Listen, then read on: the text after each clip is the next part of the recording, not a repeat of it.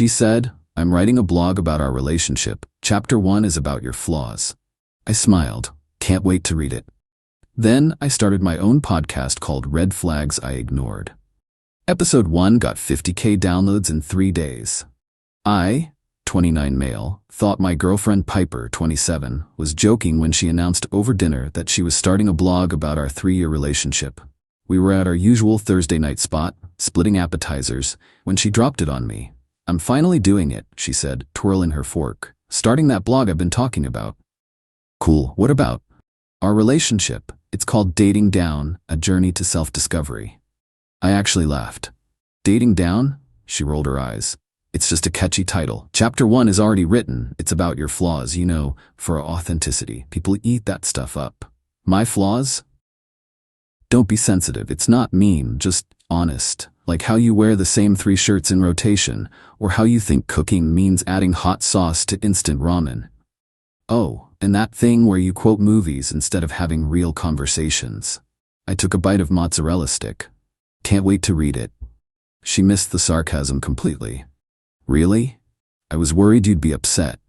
Chapter 2 is about your family. Your mom's passive-aggressive Christmas gifts are comedy gold. That's when I knew this wasn't a joke. Piper had been trying to be a writer since I met her. She'd started 4 novels, abandoned 3 screenplays, and had a Medium account with 12 followers, including me and her mom. This blog was actually happening. The first post went live that Sunday. Title, "Why I Stopped Expecting Him to Dress Like an Adult."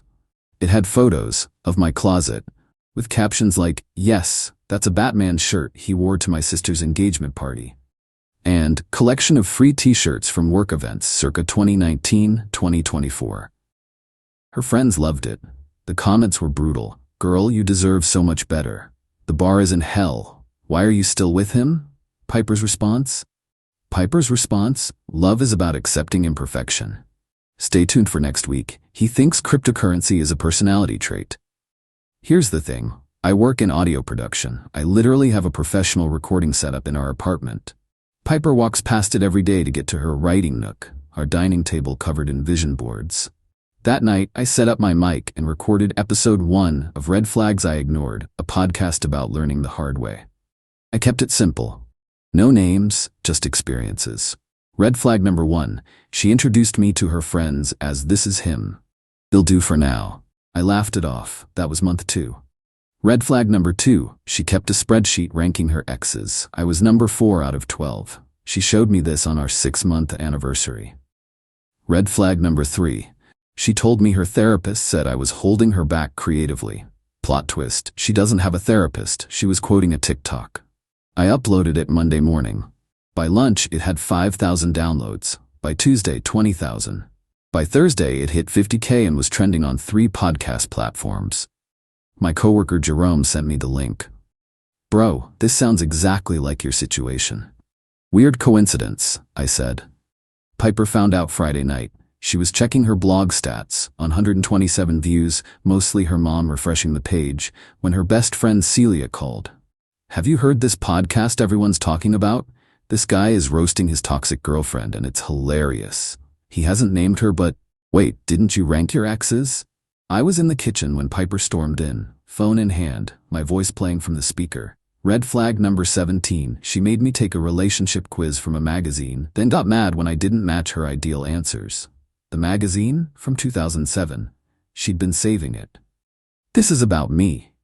"Is it? I never mentioned names. You talked about the spreadsheet." "Lots of people make spreadsheets. You recorded this in our apartment. And you took photos of my closet for the internet." Her face went red. "That's different. My blog is empowering. You're just being vindictive." "How many views does your empowering blog have?" She threw a dish towel at me and locked herself in the bedroom. I recorded episode 2 that night, Red Flags in Real Time, the live experience. It included audio of her yelling, legally recorded in my own home, I checked. Update 1. Holy hell, this exploded. Episode 2 hit 100K downloads in 48 hours. Podcast networks are reaching out. Meanwhile, Piper has gone nuclear. First, she tried to get me banned from all platforms for harassment. Problem is, I never use her name, never show her face, never reveal identifying details beyond general behaviors. Her blog, meanwhile, has my first name, photos of my stuff, and she recently posted a picture of my license plate with the caption, "He still has a Bernie 2016 sticker." When the deplatforming didn't work, she escalated. Her new blog post, "My Boyfriend's Secret Podcast is Gaslighting 101." She doxed herself, put her own name out there, linked to my podcast, and tried to spin the narrative. He's profiting off my pain while I'm just trying to process our relationship through art. The comments did not go how she expected. "Wait, you started a public blog about his flaws first? Girl, you posted his license plate. This is the most entitled thing I've ever read. But my favorite, just listen to his podcast. Episode 4, about you selling his PlayStation without asking. Yikes. Oh yeah, episode 4 dropped yesterday. Red Flag Bingo, Property Edition, covered how she sold my PS5 because gaming is childish. Donated my record collection to Goodwill without asking. Threw away my college buddy's wedding invitation because she didn't vibe with his wife." The podcast is now sponsored. I'm making more in a week than Piper makes in a month at her part-time creative consulting job. She helps people make vision boards. Last night, she tried a new approach. Tears. "You're humiliating me.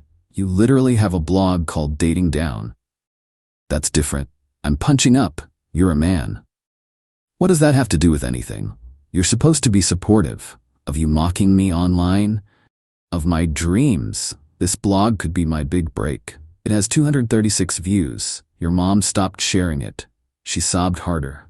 "You're profiting off our relationship. You started this. I was being authentic. You're being cruel." I pulled up her latest blog post on my phone. Quote, "His emotional intelligence is somewhere between a goldfish and a particularly dim garden gnome." That's authentic? It's creative writing. So is my podcast. She grabbed her overnight bag and stormed out, presumably to her sister's place. 15 minutes later, she posted on her blog, "Emergency update, he chose content over love." The kicker? She included screenshots of our text messages, except she edited them. Made it look like I was begging her to stop the blog when really I'd said, "Do whatever makes you happy." So episode 5 drops tomorrow. Digital receipts, a screenshot story.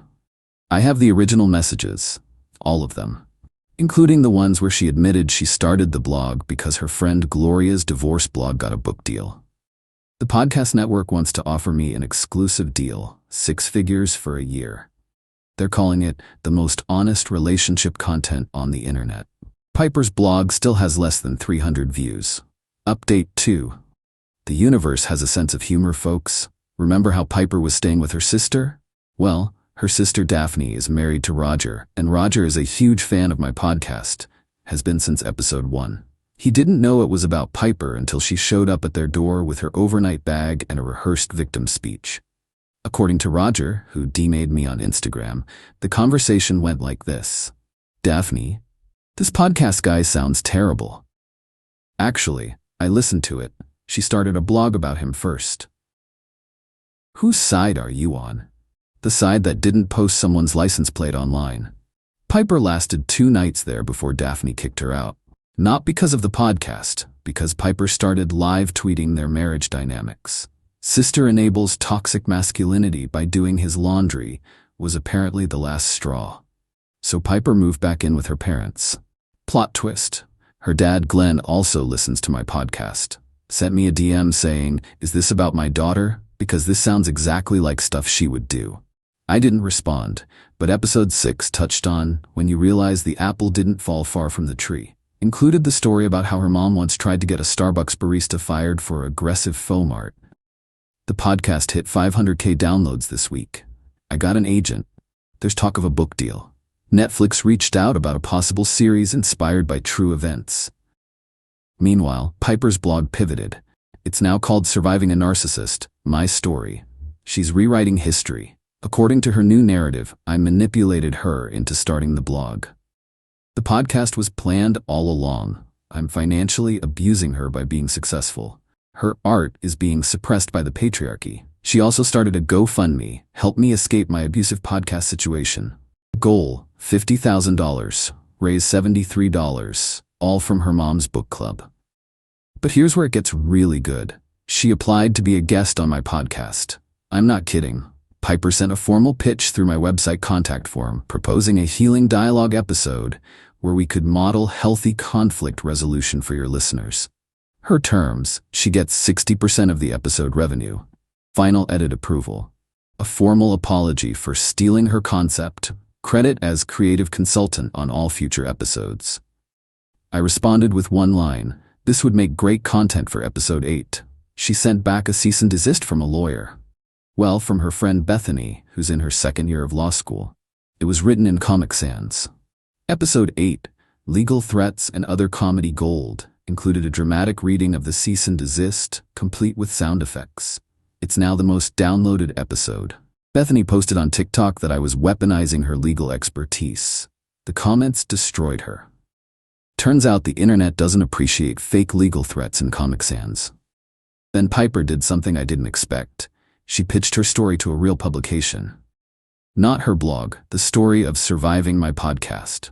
The article came out yesterday. My ex-boyfriend's podcast ruined my life, a cautionary tale about digital abuse. One problem: the journalist fact-checked, found her original blog, read all her posts about my flaws, discovered she started this whole thing. The article got rewritten. New title: How One Woman's Blog Backfired into a $1 Million Podcast Empire. They interviewed me. I gave them one quote: "I just wanted to share my truth too."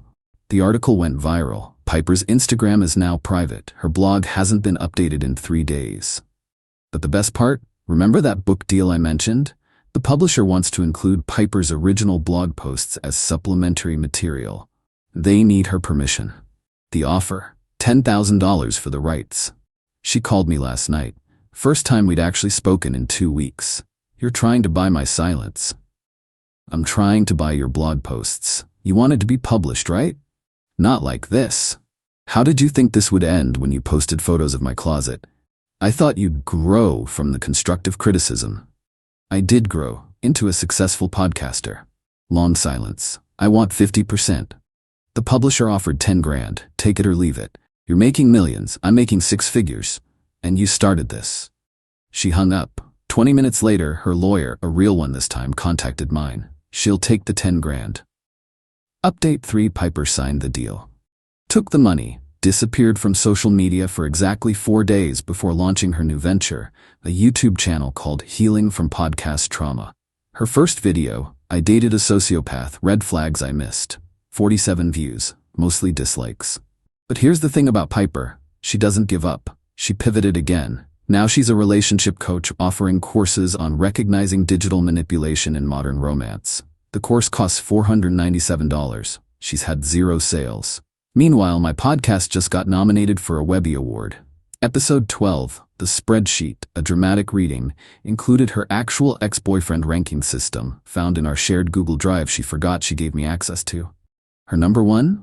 A guy named Trent, who she described as husband material if he wasn't so committed to his wife.